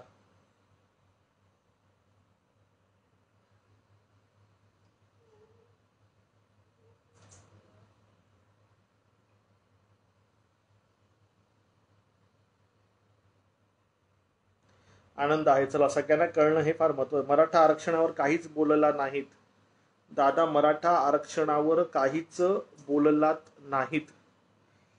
बरं ठीक आहे, चला. मला पण तो मुद्दा 2 दिवसात न्यूजमध्ये बघितला आपण. पण आता तुम्हा सगळ्यांना माहिती आहे हा विषय कसा आहे. ठीक आहे, मी बोलतो ताई, तो प्रश्न नाही ताई, पण इथे लोकांची आवड पाहिजे ताई. मराठा आरक्षणावरती शिक्षकांच्या वरती जो अन्याय झाला, तर तो शिक्षकांना जे वेतनवाढ करून दिली मागे, शिक्षक वर्गांसाठी पण आपण साधना घेतली होती. मराठा आरक्षणासाठी मी सुद्धा साधना घेतली होती. तुम्हा लोकांना एखाद वेळेस माहिती असेल, मागे एकदा लाईव्ह मध्ये मी बोललो होतो की मी माझ्या वैयक्तिक स्तरावरती मराठी आरक्षणाची साधना सुरू केलेली, आणि त्यातून गोष्ट 2 महिन्यातच पुढे सरकली होती, आहे की नाही. ती सुप्रीम कोर्टापर्यंत पोहोचली होती त्यावेळेला. तर तुमच्यापैकी किती लोकांना मराठा, बघा कसं आहे की आता ताईंनी प्रश्न विचारला. आता मी जर समजा मराठा आरक्षणावरती समजा तुम्हा लोकांना काही संबोधन करायचं असेल, सामूहिक साधनेतून तुम्ही काही करू शकता, तुम्ही काही करू शकता. पण तुम्हा लोकांना त्यात रस पाहिजे. कसं असतं की महाराजांसमोर जीव ओतून सेवा केली गेली पाहिजे असते. ठीक आहे, मराठा आरक्षण हा महत्वाचा विषय आहेच. पण तुमच्यापैकी किती लोकांना ह्याच्यामध्ये इंटरेस्ट आहे की मी तुम्हाला लोकांना मराठी आरक्षणासाठी मी तुम्हाला ह्याच्याआधी पण सांगितलेलं आहे की मला शनिवारी, बरं पहिले मी आपला हा एक मुद्दा पहिले कव्हर करतो, स्मशान साधनेचा माझा संकल्पाचा मुद्दा कव्हर करतो, आणि मग मी मराठा आरक्षणावरती तुमच्या प्रश्नाचं उत्तर देतो. ठीक आहे.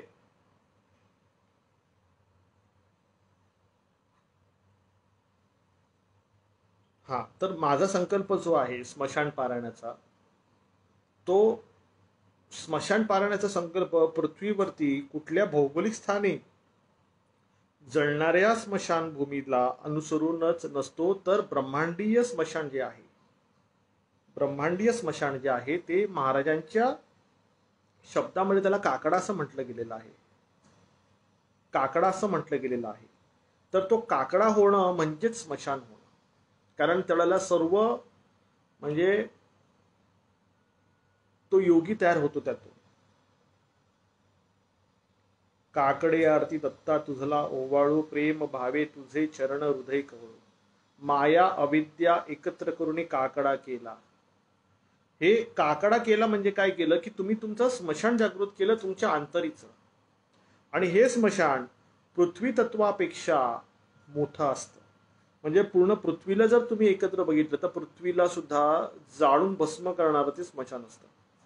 हे स्मशान म्हणजे ते स्मशान असतं की जे तुमच्या म्हणजे ब्रह्मस्तंभ जो आहे आपला सुषुम्नेचा, त्याला होरपळून टाकणारं स्मशान असतं. ठीक आहे. मग त्या स्मशानाच्या संकल्पातूनच जनहिताची कार्य होत असतात. कारण माझं दैवत अत्यंत खडतर, संपूर्ण ब्रह्मांड जाळील क्षणात, हे वाक्य तुम्ही लोकांनी कुठे ऐकलेले सांगा.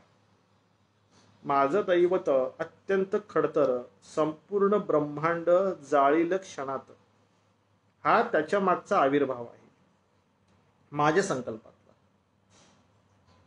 आता मग हे वाक्य तुम्ही लोकांनी कुठेतरी ऐकले. हा, माझं दैवत अत्यंत खडतर, संपूर्ण ब्रह्मांड जाळील क्षणात, हे स्टेटमेंट आहे माझं.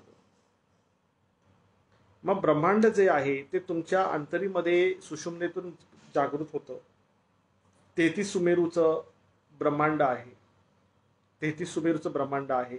ज्या वेळेला तुम्ही ब्रह्मांड व्याप्त स्मशान साधना करता तर त्याच्यामध्ये पृथ्वी तत्व येतं. कळालं?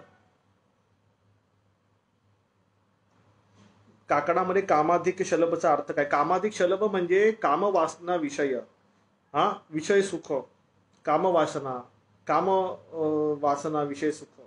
कामाधिक शलभ म्हणजे याची जी तरंगी आहे त्याला शलभ असं म्हटलेलं आहे. अरे वा कुडाळे, व्हेरी गुड, तुम्हाला कळालं. आनंद आहे. ऐका, आता ह्याच्यामध्ये हे झालं माझा संकल्प. ठीक आहे. आता तुम्हाला लोकांना परत एकदा ह्या लाईव्ह सेशन बघावं लागणारे संकल्प समजून घ्यायला.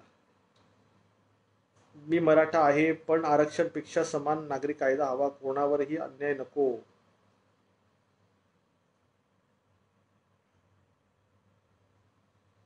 स्मशान पारायण काळ भैरव स्वामी समर्थाच्या गोष्टी, शेवटी श्री दत्त, हा चालेल, ते पण चालेल, ते सुद्धा चालणार आहे.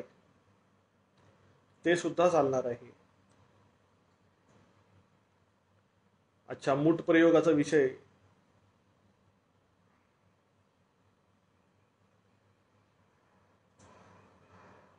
मुलांच्या उच्च शिक्षणात मराठा आरक्षण सांगा दादा.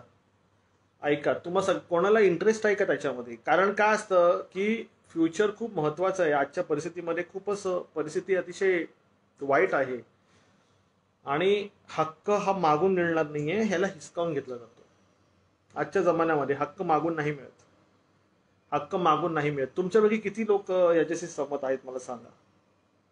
हक्क मागून मिळणार नाही, हक्क हिसकावून घेतला जातो.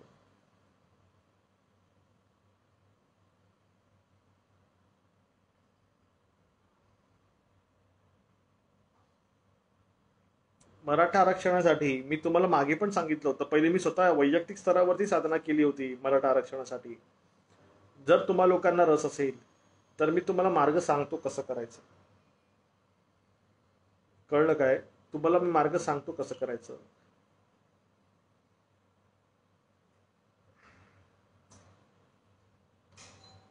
इंटरेस्ट असेल, हक्काच्याच गोष्टी आहेत, हक्काच्याच गोष्टी आहेत. मराठा आरक्षण झालंच पाहिजे. मराठी आविर्भाव जो आहे मराठा आरक्षणाचा तो अबाधित राहिलाच पाहिजे.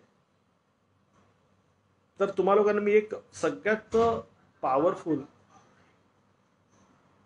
तुम्हाला तुम्हाला तुम्हाला मी सगळ्यात पॉवरफुल साधना सांगतो की ह्याच्यामध्ये तुम्ही काय करा. ऐका, तुम्हाला सगळ्यांना निवेदन मांडता आलं पाहिजे. निवेदन मांडता आलं पाहिजे. तुम्ही काय करा, मी तुम्हाला एक वन स्ट्रोक, जसं मी तुम्हाला मागच्या पण लाईव्ह सेशन मध्ये सांगितलेलं आहे की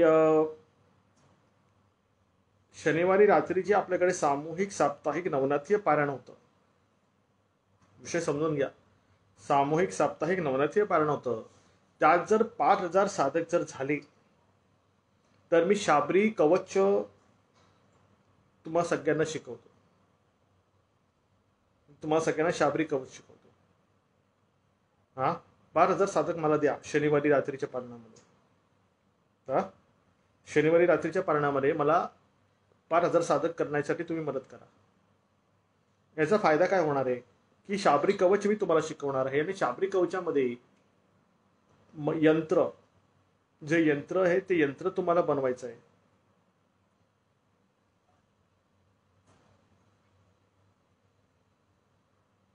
यंत्राने तुम्हाला ऐका कुठलीही गोष्ट, भले तो तांत्रिक मुद्दा असो की तो अजून कुठला मुद्दा असो, योग जुळून येणं हे आपल्या हातात नाही. योग जुळून आला पाहिजे. कुठलीही चांगली गोष्ट घडायची असेल, मग ती तुम्ही म्हणा की कोरोना जाऊ दे, किंवा आरक्षण होऊ दे, किंवा पूरग्रस्त परिस्थिती न येऊ दे, राष्ट्रीय आपदा न येऊ दे, परत शत्रूंचं आक्रमण बाह्य म्हणजे देशाच्या बाहेरून शत्रूचं आक्रमण न होऊ दे. तर या सगळ्या गोष्टींना जर तुम्हाला एका सूत्रबद्ध संचालन पद्धतीने जर तुम्हाला ती गोष्ट अंमलात आणायची असेल तर तुम्हाला योग जुळून आणावा लागतो. आणि हा जो योग आहे हा साधनेच्याच माध्यमातून तयार होतो. हा योग आहे. This is called a integration process. ही नियतीची एक इंटिग्रेशन प्रोसेस असते. मग ती इंटिग्रेशन प्रोसेस जर तुम्हाला प्रॅक्टिकली जर तुम्हाला अंमलात आणायची असेल तर तुम्हाला साधनेत बसावं लागतं, सामूहिक स्तरावरती. उदाहरण कसं, आता आपल्याकडे आध्यात्मिक उबंटू सामूहिक साधना चालते. हा, आपल्याकडे आध्यात्मिक उबंटू सामूहिक साधना चालते. मग त्याने काय होतं की योग जुळून येतोय. लोकांचे योग जुळत आहेत. दर 3 तासांनी योग जुळून येतोय, पंपिंग होत आहे. योग जुळून आल्या कारणाने त्यांची कार्यसिद्धी होती. शिवलीलामृत सकाळी 5 वाजता रोज 2 अध्याय खूप लोक एकत्र वाचतात. मग त्याने योग जुळून येतोय. तसंच आपल्याला जर काही सामाजिक कार्य करायचं असेल, जर आपल्याला काही सामाजिक कार्य करायचं असेल तर तुम्ही सगळ्यांनी काय करायला हवं की शनिवारी रात्री होणाऱ्या सामूहिक साप्ताहिक नवनाथीय पारायणामध्ये जास्तीत जास्त साधक एकत्र आले पाहिजेत आणि त्यांनी एकत्र येऊन त्यांनी सामूहिक पारायण केलं पाहिजे. त्याच्यामध्ये ज्या वेळेला 5,000 साधक होत आहेत आपले, त्या वेळेला त्या परिस्थितीमध्ये आपण शाबरी कवच जे सुरू करू ते यंत्र स्वरूपामध्ये होणार आहे, मंत्र स्वरूपामध्ये होणार आहे. त्याच्यामध्ये विनियोग होतो. विनियोगामध्ये आपण आपलं उद्दिष्ट ठेवतो आणि त्या पद्धतीने मग शाबरी कवचचा पाठ होतो. मग शाबरी कवच मधून महाशाबरी देवी जी आहे ती प्रकट होऊन मग त्या योगला अनुसरून ती तुमची जी काही कार्यसिद्धी ती करून देते.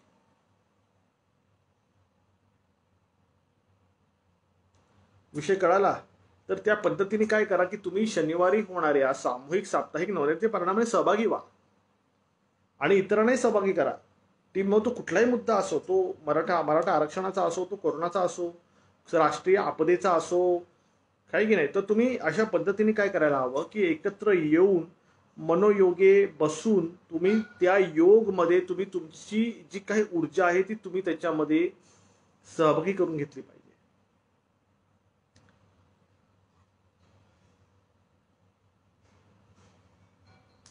जरा शनिवारी सामूहिक पारायण सहभागी होण्यासाठी काय करावं सांगा. मी बरेचदा प्रयत्न केला पण सहभागी होता आलं नाही.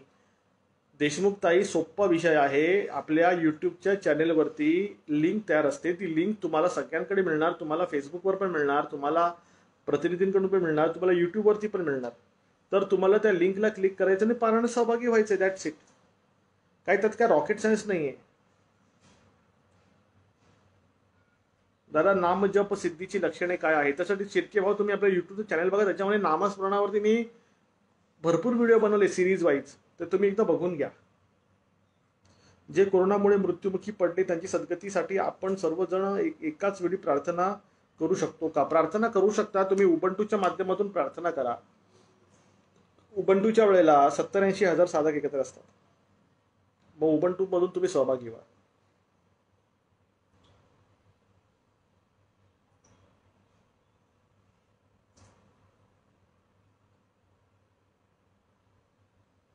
लक्षात घ्या, कुठलंही कार्य करायचं सामाजिक कार्य तर योग जुळून आला पाहिजे. योग जुळून येण्यासाठी ज्यांना असं वाटतं की आपण या माध्यमातून काही कार्य करू शकतो त्यांनी सहभागी व्हायला पाहिजे.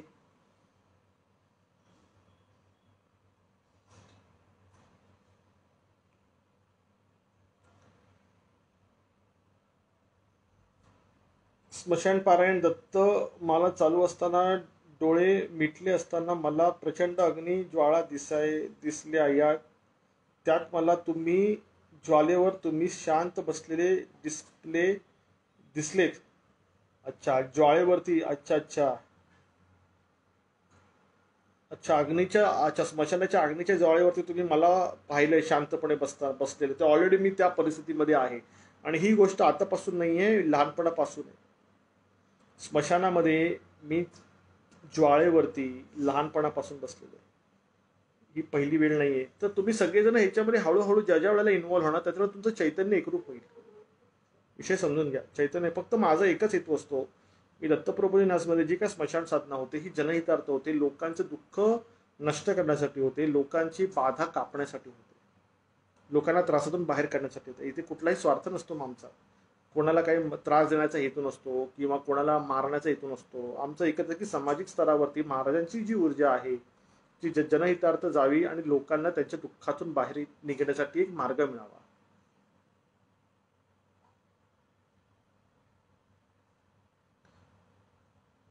अच्छा, दादा स्मशान पारायण करताना तुम्ही इमॅजिन करायला सांगितले की स्मशानात बसून पारायण करतायत. तसं करतोय तर स्मशानात एक काट्यावर तुमच्या बरोबर पारायण करतोय. काट्याच्या चारी कोपऱ्यावर काळी कुत्री येऊन बसतात. समोर चिता जळतात असे दिसणार ना गवळी भाऊ? You are absolutely right. Already तिकडे पारायणामध्ये काळी कुत्री होती. पारायणामध्ये काळी कुत्री होती तिथे त्या ठिकाणी. पण पिक्चरमध्ये ते व्हिडिओ रेकॉर्डिंगमध्ये लाईव्ह सेशनमध्ये ती रेकॉर्ड नाही झाली. ती समोरून गेली पण रेकॉर्ड नाही झाली.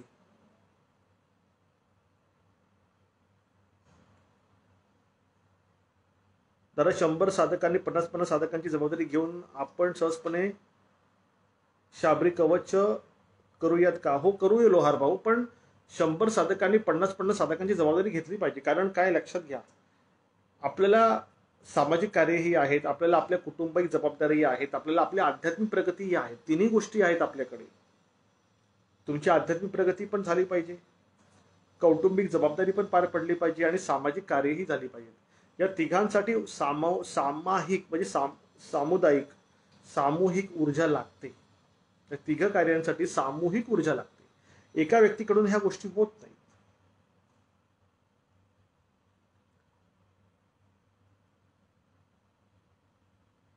अच्छा, स्मशान पारायण करताना घराजवळ श्वान आले होते.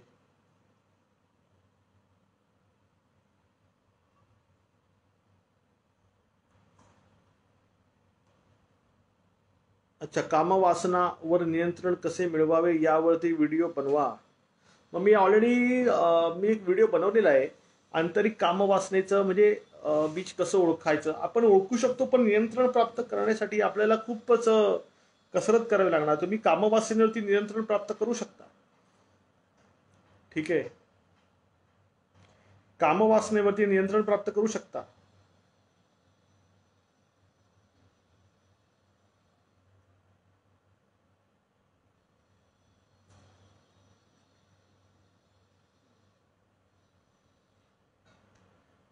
मुलाच्या उच्च शिक्षणात अडथळे येऊ नये म्हणून तुम्ही काय करा, गोरक्ष किमयागिरी प्रभाचा पाठ करत राहा. ससाणे भाऊ, श्री गुरुदेव दत्त. जय महाकाल, जय महाकाल. हा, माझ्या बाजूने कुत्र आलं होतं. ते येऊन काळं कुत्र होतं एकदम. ते बसायला लागलं होतं. त्याला बोललो पळ इथून. तो पळाला.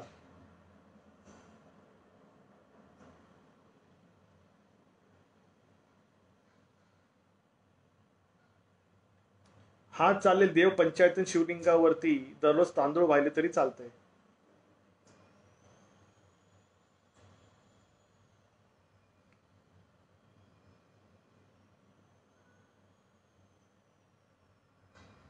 उबंटू वेळेस भ्रुकुटीमध्ये रंग दिसतात, कारण की भ्रुकुटी मध्यामध्ये आज्ञाचक्र असतं. रंग दिसतात, पण ते बघायचं आणि आनंद घ्यायचा. कधी कधी अग्नीच्या चिंगाऱ्या पण दिसतील.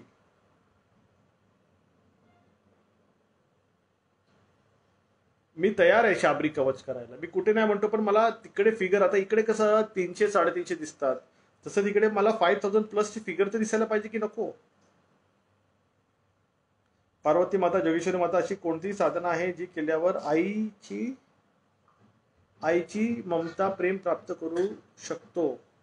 पार्वती माता, जगेश्वरी माताची अशी कोणती साधना आहे जी केल्यावर आईची ममता प्रेम प्राप्त करू शकतो. तुम्हाला माहिती काय, सहस्त्रमाता करुणा प्रेम जर तुम्हाला प्राप्त करायचं असेल तर दत्त सहस्त्रमाता करुणा प्रेम. तुम्ही एका आईची ममतेची गोष्ट करता, मी तर तुम्हाला सहस्त्रमाता करुणा प्रेम म्हणतो. हा, सहस्त्रमाता करुणा म्हणजे वत्सा लागी कामधेनू येई धावणी तैसेची श्री गुरु आपणही आले जवळ. हा, याचा अर्थबोध घ्या किती मोठा तो बघा. वत्सा लागी कामधेनू येई धावणी तैसेची श्री गुरु आपणही आले जवळ.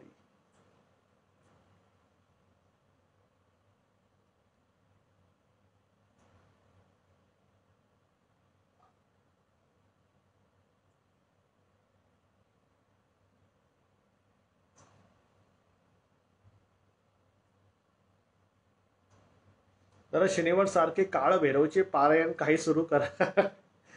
काळ भैरवाचं उबंटू करा. काळ भैरवचं आवाहन जे असतं ते नामस्मरणातून होतं. स्मशान पारायणामध्ये काळ भैरवचं आवाहन आहे.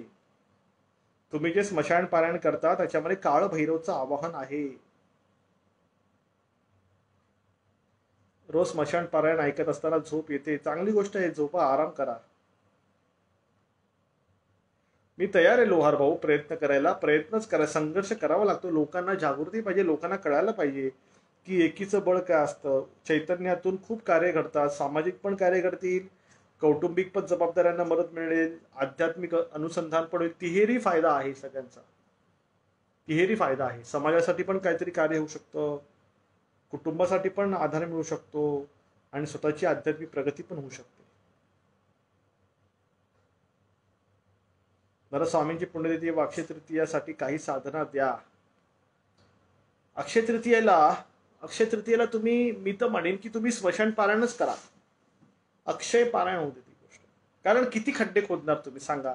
महिन्याभरामध्ये कुठली तिथी येते, सण येतो, किती खड्डे खोदणार. 10 खड्डे खोदते 10 ठिकाणी, कुठेच पाणी लागत नाही. मग असा एकच खड्डा खोदा की तिकडे तळाला तुम्हाला पाणी लागेल. आता चंचल वृत्तीने जीवनाची दुर्दशा होते. मनाने म्हणजे वाईट परिस्थिती केली आपली की वेळ वाया जाते.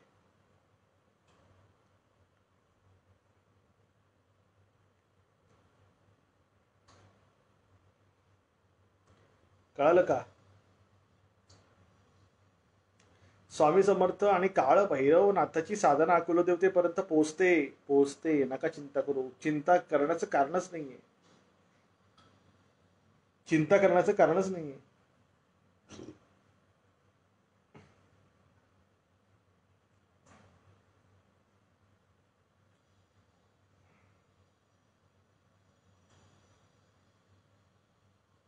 स्मशान पारायण रात्री झोपून ऐकलं तरी चालणार आहे. काही नुकसान नाहीये. मनामध्ये तुम्ही लोकांनी काय न्यूनगंड ठेवायचंच नाहीये. मनामध्ये न्यूनगंड ठेवायचंच नाहीये कुठला. जीवनात भरपूर शत्रू आहेत. शत्रू गुंडांपासून त्रासमुक्तीचा उपाय करा.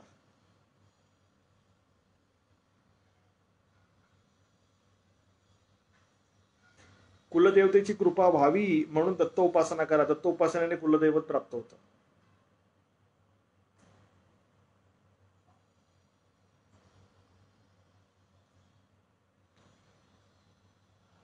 आनंद आहे. आनंद आहे.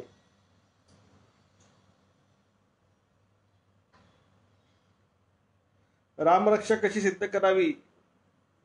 बरं मागच्या बऱ्याच लाईव्ह व्हिडिओमध्ये मी सांगितलेलं आहे.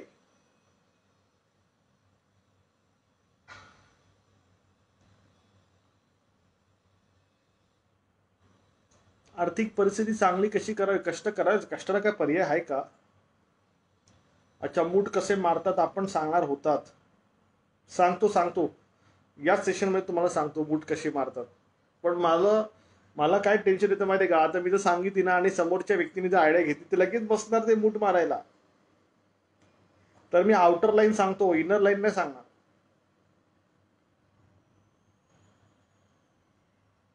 दादा, मागच्या वर्षी तुम्ही पाताळामध्ये असलेल्या दत्त पादुक दर्शनाची साधना दिली होती ती सांगा.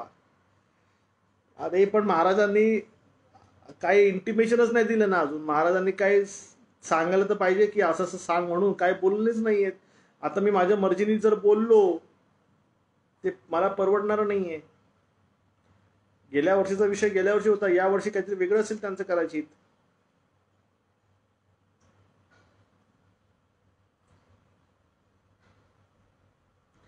जेजुरी हळद दर रविवारी कशी उपयोगात आणायची? ताई भाऊ ते तुम्ही बघा व्हिडिओ आपले आहे माय फोरम मध्ये.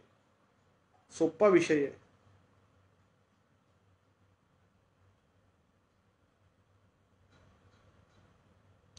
जरा स्टॉक मार्केट मध्ये लॉस होतोय, उपाय सांगा. उपाय काय आहे?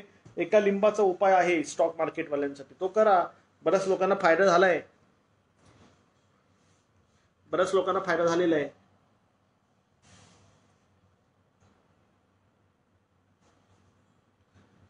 दादा आप कैसे हो? एकदम व्यवस्थित आहे, काही नुकसान नाही.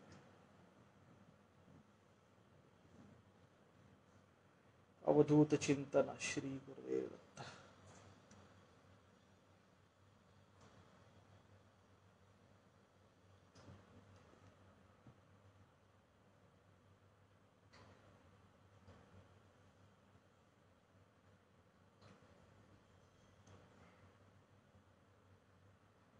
हा चालेल. दुसऱ्याकडून संतान प्रथम दुसऱ्याकडून जर दत्त गुरूंचा फोटो आणला तरी चालेल. तरी चालणार आहे, काही प्रॉब्लेम नाही.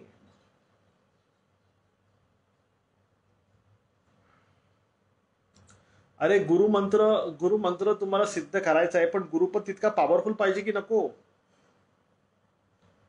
थोतपाल भाऊ श्री गुरुदेव दत्त आहे कुठे? खूप दिवस झाले दिसत नाही आहात.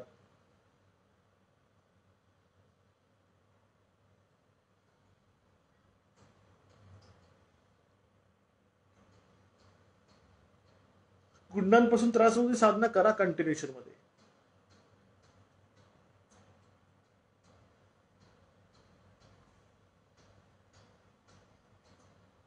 दिवसभर कोणता नामजप करावा? दिवसभर ओम काळ भैरवाय नमा आणि श्री स्वामी समर्थाचा जप करावा. तो सामूहिक करावा का की तेवढी ऊर्जा तुम्हाला प्राप्त होईल. अच्छा, जरा शाबरी कवचचे आणि साप्ताहिक पारायणाची महिमा सांगणारे व्हिडिओ बनवा, जेणेकरून जास्तीत जास्त लोक व्हिडिओ पाहून पारायण सहभागी होतील. बरं ठीक आहे, पण पारायण व्हिडिओ बनवायला पहिले शाबरीचं तर पाहिजे. लोक उद्या येतील पारायण म्हणतील, अरे तुम्ही शाबरीचा महिमा सांगितला पण तिकडे शाबरी साधनच नाहीये, असं कोणी नको बोलायला. म्हणून तर मी थांबलोय, जेणेकरून दोन्ही एकत्रित्या करूया आपण. म्हणजे समजा आपण रात्री 11:45 सुरू करतो पारायण करायला, म्हणजे पारायणाची सुरुवात करतो, तर पहिली 15 मिनिटं लेक्चर दिलं जाणार. आता शाबरी कवच जर सुरू व्हायचं असेल आपल्याकडे, 11:45ची जी वेळ आहे ती मला 10:30लाच करावी लागणार आहे. कारण 10:30 म्हणजे काय, अर्धा तास आधी मला तुम्हाला सगळं टोटल ब्रीफिंग द्यावं लागणार आहे. का की नवीन लोक येत जाणार, नवीन लोक येत राहतील. म्हणजे 5,000 म्हटलं तर मल्टिप्लाय होत राहणार लोक, तर नवीन लोक येत राहतील, तर त्यांनाही कळायला पाहिजे की याचा होमवर्क कसा करायचा असतो. मग 10:30 पासूनच त्यावेळेला सुरुवात करणार आहोत आणि 11 वाजता डॉट चालू केलं की पहिले शाबरी कवच करणार आहोत. ते अर्ध्या तासामध्ये आपलं पूर्ण होणार आहे. आणि मग 11:30 ते 12:30 पर्यंत आपलं नवनाथीय साप्ताहिक पारायण होणार आहे. म्हणजे साडेची साधना आज 12च्या सुमारास संपते, ती 12:30ला संपणार आहे. बस, म्हणजे कोणाला जास्त वेळ पण नाही जाणार आहे आणि काम पण फास्ट होणार आहे. म्हणजे फक्त आणि फक्त अर्धा तासच त्यात वाढणार आहे. म्हणून पारदर साधक व्हायला काही प्रॉब्लेम नाहीये.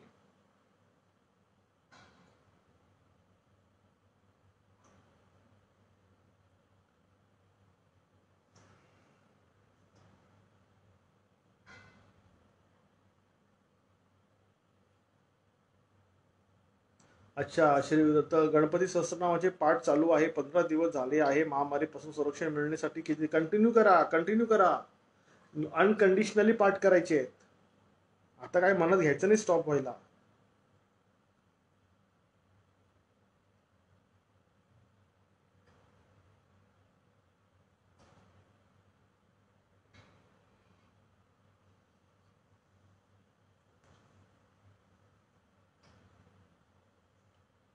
दादा, रविवारी अपॉइंटमेंट झाली, आमच्या प्रश्नांची उत्तरे मिळाली, धन्यवाद. पौर्णिमा अमावस्येचे उतारे सांगितले, पण एका दिवशी तिघांचे उतारे कसे करायचे बघा ताई, कसं काय प्लॅन आहे तो, कसं करा ताई व्यवस्थित.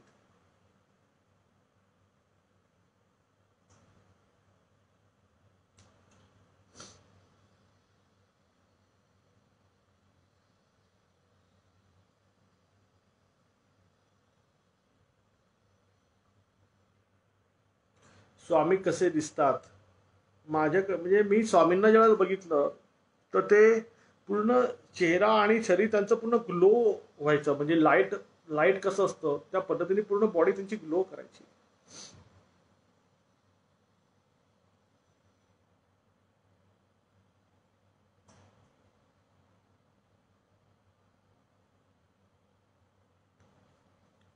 बरं, आता ते मगाशी, हा, अग्निहोत्र, अग्निहोत्र बायकांनी केलं तर सद्गुरूंना सद्गुरू का म्हणतात? सद्गुरूचा अर्थ सद म्हणजे आत्मा, गुह म्हणजे अंधार, रू म्हणजे उच्चाटन करणारा, आत्मरूपी अंधाराचं उच्चाटन करणारी शक्ती तिला सद्गुरू असं म्हणतात. ती निर्गुणातून व्यक्त होते.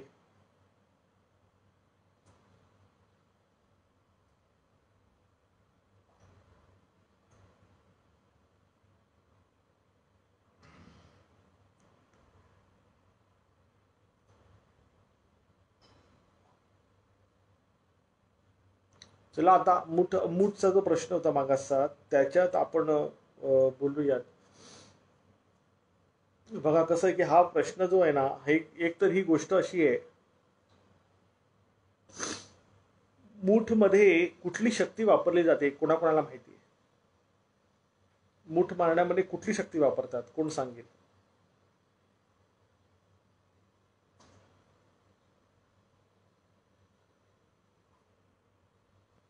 मूठ वापरण्यामध्ये कुठली शक्ती वापरतात?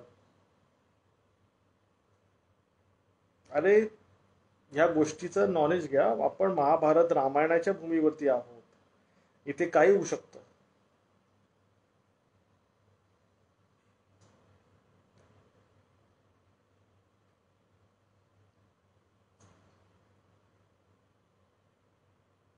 नाही माहिती.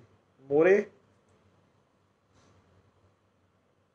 नाही माहिती. बरं ठीक आहे. मूठ मारण्याचे प्रयोग किती आहेत माहिती आहे? मूठ मारण्याचे प्रयोग किती आहेत माहिती आहे? टोटल हा मिळते ताई, शिक्षा मिळते ताई, शिक्षा मिळते. मूठ मारण्याचे प्रयोग किती आहेत माहिती आहे? टोटल 5 प्रयोग आहेत मूठ मारण्याचे. टोटल 5 प्रयोग आहेत मूठ मारण्याचे.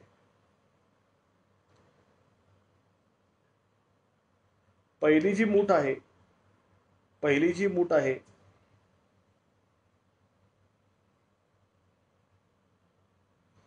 टोटल 5 प्रयोग आहेत मूठ मारण्याचे. पहिली जी मूठ मारली जाते ती स्मशान मूठ मारली जाते. पहिली सगळ्यात पॉवरफुल असते ना, ती स्मशान मूठ असते. दुसरी जी मूठ असते तिला हांडी मूठ असं म्हणतात.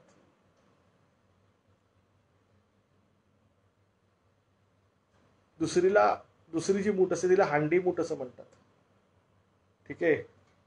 तिसरी जी मूठ असते तिला कृत्या परिहार असं म्हणतात.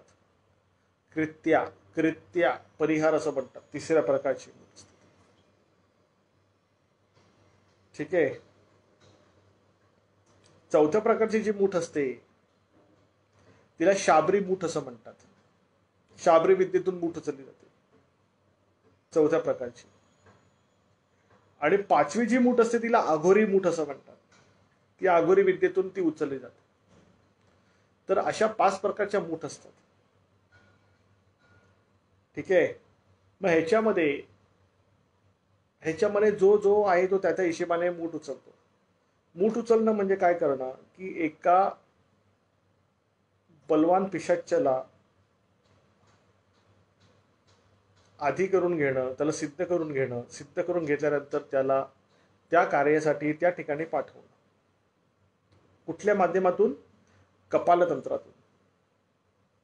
कपालतंत्र हे तुम्हाला लोकांना माहित नसेल हा शब्द. म्हणजे 5 मुठी जर वळवायच्या असतील किंवा 5 मुठी जर पाठवायच्या असतील तर कपालतंत्राचा वापर केला जातो.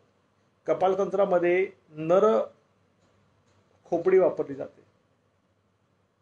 नर खोपडी वापरली जाते. त्या नर खोपडीतून या 5 मधली कुठलीही मूठ उचलता येते. ठीक आहे. आता नर खोपडी कशी वापरली जाते ते नाही सांगणार, पण आता तुम्ही लोकांनी उत्सुकतेपोटी प्रश्न केला म्हणून मी तुम्हाला लोकांना सांगितलं. विषय कळाला? विषय कळाला? मग या शक्तीमध्ये डाकिनं, शाकिनं, लाकिनी, राकिनी आणि हाकिनी या 5 देवींचा समावेश असतो. या 5 देवींचा समावेश असतो. स्मशान मूठ उचलायला हाकिनी देवीचं आवाहन होतं. हांडी मूठ उचलायला लाकिनी देवीचं आवाहन होतं. शाबरी मूठ उचलायला राकिनी देवीचं आवाहन होतं. कृत्या परिहारासाठी शाकिनी आणि गोरी मूठ उचलायला डाकिनीचा वापर.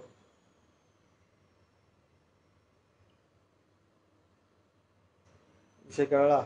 आणि हे सगळं योग साधनेतून केलं जाऊ शकतं. ठराविक साधक जे असतात ते टिपिकली त्या देवतेचं आवाहन करतात, त्या देवीला अनुसरून.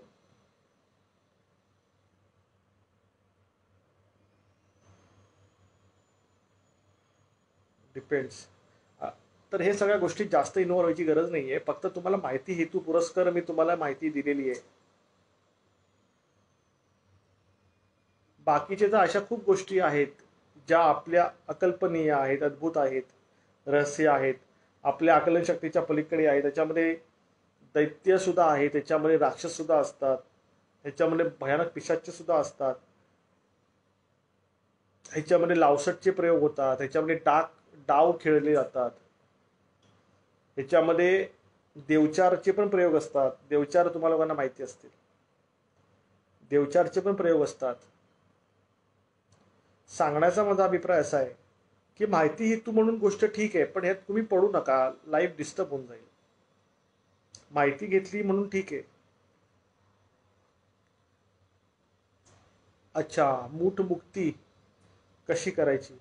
मूठ मुक्ती अशी नाही होत बाबा. मूठ अंगाला जर बसली ना, लक्षात घ्या, कोणी समजा आता कोकणामध्ये तर हा विषय नॉर्मली चालतोच. कोणी समजा मूठ वगैरे समजा उचलली असेल आणि ती समजा अमुक व्यक्तीवर मारली असेल, तर मूठ ज्या वेळेला येते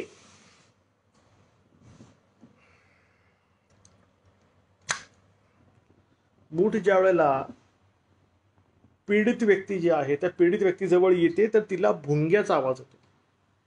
भुंगा कसा आवाज करतो त्या पद्धतीने ती आवाज करते आणि ती घरात प्रवेश करत नाही, ती घराबाहेरच लपते. ती घराबाहेरच लपते.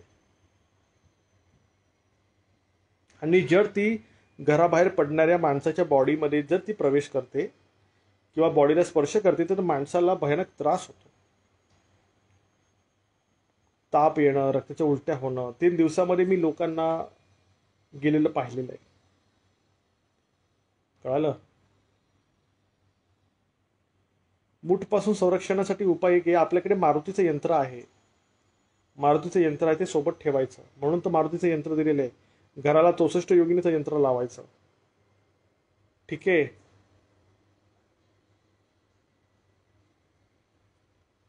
चला, शेवटचे 4-6 मिनिटं राहिलेले आहेत.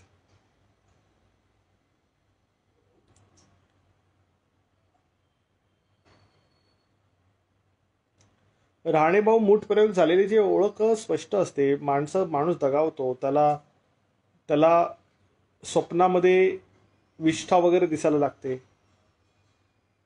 त्याला स्वप्नामध्ये विष्ठा दिसायला लागते. गळा दाबल्यासारखं त्याला रात्री झोपेमध्ये गळा दाबल्यासारखं त्याला अनुभवायला येतं. त्याच्या छातीवरती अतिरिक्त वजन पडतं. त्याच्या पाठीमध्ये कोणीतरी बुक्का मारलेला आहे अशा पद्धतीची जाणीव होते. कंबर धरते, कमरेपासून ते पायापर्यंत सेन्सेशन नाही राहत. कळालं का? कमरेपासून ते पायापर्यंत सेन्सेशन नाही राहत.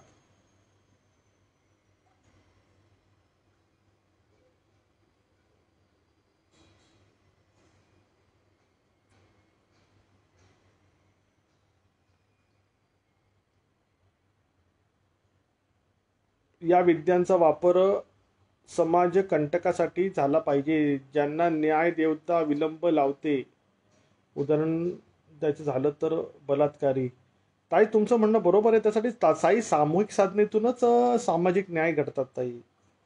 वैयक्तिक करायला जाल तर त्याला खूप वेळ लागतो.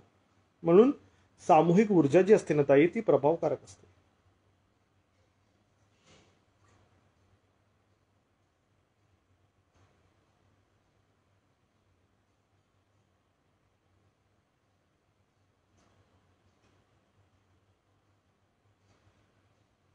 आनंद आहे, आनंद आहे. काशीखंडाचं करा ना उद्यापन. काशीखंडाचं उद्यापन नॉर्मलीच करायचं आहे. नैवेद्य वगैरे दाखवून करायचं उद्यापन.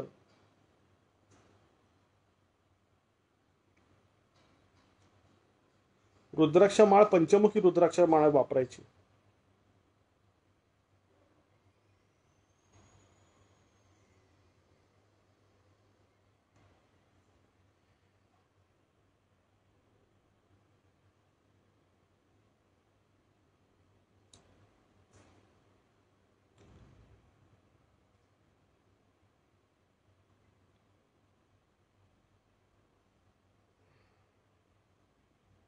अच्छा, हा एक चांगला प्रश्न आहे. मूठ असताना आपली बॉडी त्यावेळेला कशी सापडते जर तो माणूस रोजचे जप साधना करत असेल? ऐका, आपली बॉडी, खूप चांगला प्रश्न केलाय हा. मूठ मारणाऱ्याने मूठ उचलली, मूठ मूठ उचलली तर ह्याच्यामध्ये 2 भाग असतात. ज्या व्यक्तीला दगा म्हणजे दगवायचा आहे किंवा त्याला मारायचं आहे, तर त्या व्यक्तीचे काही कपडे वगैरे असतात किंवा त्याचे केस आहेत किंवा त्याची नखं आहेत, हा, किंवा त्याच्या देहाचा कुठलाही एलिमेंट असतो, तो त्या साधनेमध्ये त्या वस्तूला बांधला जातो. त्या वस्तूचं नाव ना मी सांगणार. त्या वस्तूला ती वस्तू बांधली जाते. बांधल्याने मूठची जी शक्ती आहे, मग तिच्यामध्ये मग शाबरी असू दे नाहीतर मग कुठलीही असू दे, ती मूठ आहे ना, तर त्या मूठला कळतं की हा एलिमेंट कोणाचा आहे. आणि मग मूठ ती फिरते त्या माणसावरती. मग मूठला जायला मागे गेल्या 2 वर्षापूर्वीची गोष्ट आहे. पितृपक्षामध्ये एकाने मूठ बनवली होती. आपल्या संस्थेमध्ये आजीवन सभासद आहे, ते आफ्रिकेला असतात. घाणाचे इथे होते, ते तिकडे असतात. तर इथून मूठ पितृपक्षात बनवली होती, कारण देवस्थानं बसलेली असतात. आणि ती मूठ त्यांना तिथे मारली, त्यांच्या गळ्याला जाऊन ती मूठ बसली होती आणि नाक पूर्ण सुजलं. तर मला फोटो पाठवले, मी सांगितलं की असा प्रकार झालेला आहे. पटकन त्यांना तो स्पर्श पण झाला. म्हणजे जर त्यांनी मला त्यावेळेला कॉन्टॅक्ट केला नसता की दादा असं असं झालेलं आहे, बॉडीला त्रास होतोय, घसा धरलेला आहे, नाकाच्या आतमध्ये पुळे आलेले आहेत. तर ती रात्री झोपेमध्ये ती मूठ जी त्यांच्या नाकातून ती प्रवेश झाली होती. हां, पण ती गळ्यापर्यंत राहिली होती. जर त्या व्यक्तीने मला संपर्क नसता केला तर 7 दिवसामध्ये त्या व्यक्तीचा अंत होता. मग त्यांनी कॉन्टॅक्ट केल्यानंतर मग मी त्यांना मूठ कोणी उचलली ते पण सांगितलं. त्यांच्याच घरातले व्यक्ती मूठ कोणी उचलली ते पण सांगितलं. मूठ उचलणाऱ्या व्यक्तीने त्यांच्या घरात त्यांच्या आईला फोन करून त्यांचीच उलट चौकशी केली हे पण त्यांना सांगितलं होतं. आणि ती मूठ पण कापली. 3 दिवस लागले त्या ती मूठ कापायला. 3 दिवस लागले. म्हणजे सांगण्याचा माझा अभिप्राय असा आहे की तुमचे कपडे, तुमचे केस, तुमची नखं, ठीक आहे, तुमचं उष्ट पाणी पुरेसं आहे.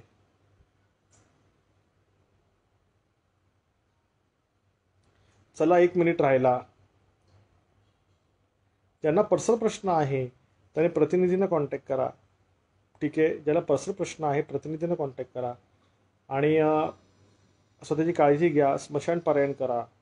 महाराजांच्या अधीन राहा. सद्गुरू वचनावर चाला. आराध्य देवतेवरती भक्तिभावाने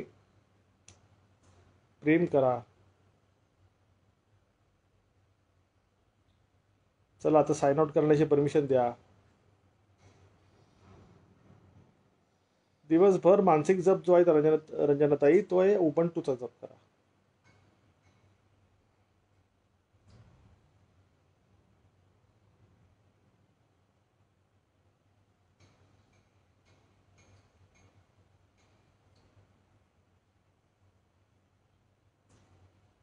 हा, मेणबत्तीचा प्रयोग करा. मेणबत्तीचा प्रयोग करा. चला आता परमिशन द्या. 12:30 झालेले आहेत. तुमच्या फॅमिलीला टाइम द्या. तुम्ही कामधंद्यातून वेळ काढताय. परत बोलू आपण. काय आपण कुठे जाणार आहोत? आठवड्यातून तुमच्या सगळ्यांच्या सेवेसाठी गुरुवारी आहे, रविवारी आहे, शनिवारी पारायण आहे. पारायणावरती भर द्या. व्हॉट्सअप ग्रुप बनवा, टेलिग्रामचे ग्रुप बनवा, लोकांना त्याच्यामध्ये जोडून प्रयत्न करा. लोकांना जोडण्याचा प्रयत्न करा. पारायणाचा साधक पाहिजेत आपल्याला काही पण करून पाळण्यासाठी.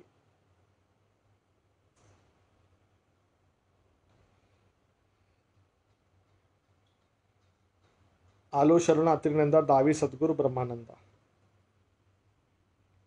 आनंद आहे, आनंद आहे. चला आता परमिशन द्या साइन आउट करायची. परमिशन द्या. परत बोलूया. दर आठवड्याला बोलणार आहोत आपण. शनिवारी पारायण होऊ दे, रविवारी पण बोलणार आहोत, गुरुवारी पण बोलणार आहोत. कुठे जाणार नाही मी. तुमच्या सगळ्यांच्या समोर उभा राहील. जय आदेश. जय श्रीराम. जय श्रीराम. भेटूया. आणि ज्यांना पर्सनल प्रश्न आहे त्यांनी प्रतिनिधीने कॉन्टॅक्ट करा. ठीक आहे, त्यांना वेळ घ्यायला लागणार आहे. वेळ घ्या आणि माझ्यासोबत त्यांनी मग त्यांचे जे काही सोर्सेस त्रास आहेत त्याच्यातून आपण बाहेर पडू शकतो. काही प्रॉब्लेम नाही. जगात कुठली शक्ती अशी नाही आहे की जी आपल्यासमोर उभी राहू शकते. कुठली शक्ती अशी नाही आहे. कुठलीही अघोरी शक्ती असू दे, कुठली शक्ती असेल ती आपल्यासमोर फार काळ टिकत नाही. ठीक आहे, तर तुम्ही कोणी घाबरू नका. फक्त दिलेली साधना कंप्लीट करायची. मेरी भक्ती गुरु की शक्ती, हे तत्व लक्षात ठेवायचं. चला, जय आदेश. साइन आउट करतो. जय आदेश. तुम्हा सगळ्यांना भगवान दत्तात्रय स्वामी महाराजांच्या चरणकमलांचा आशीर्वाद प्राप्त व्हावा. तुमच्या हृदयामध्ये दत्तचरण शाश्वत रूपाने स्थापित व्हावेत अशी महाराजांच्या चरणी मी पदोपदी विनंती करतो. ठीक आहे. श्री गुरुदेव दत्त. जय आदेश. Signing out.